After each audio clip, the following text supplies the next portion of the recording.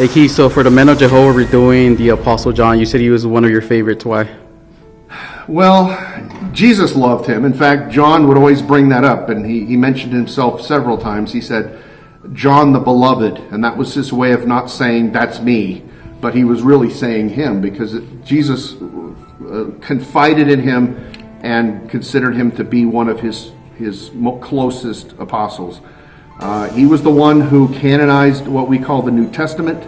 He was exiled on the island of Patmos because he would not stop preaching Jesus and the resurrection. They were trying to kill him, and that was the last step that was left before someone was sentenced to die, is they would send them off to an island. And he stayed there in prison and worked on the New Testament. He became the editor of the New Testament while he was in lockdown on that island. And then when the ruler that sentenced him to that island died, he finally was able to get off, and he spent the end of his life in the city of Ephesus. That's where we get the book Ephesians in the New Testament. It was a letter to the church in Ephesus, and there were a lot of Christians there, and that's where he ended up dying in the late 90 AD area.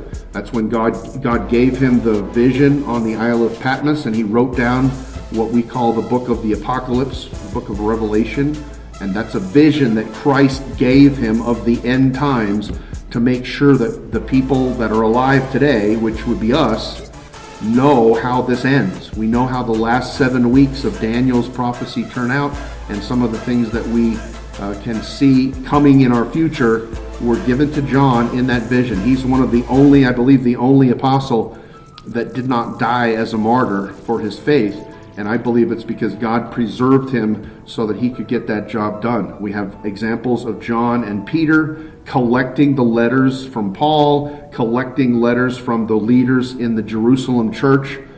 James and Jude, both the brothers of Jesus, wrote letters that we see in the New Testament. We have letters from Peter.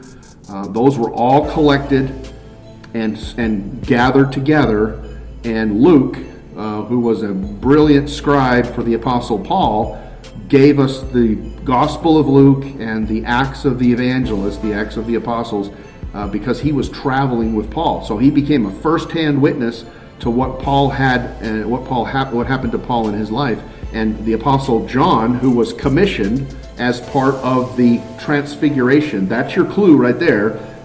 Peter, James, and John were at the Transfiguration of Jesus, and that's where they received their assignment, so to speak, of making sure that everything that happened was documented before they died, so that the story would be in writing and that they wouldn't have to rely on someone remembering it correctly. So the Apostle John, the word John means Yehovah is gracious, comes from the word Yohanan.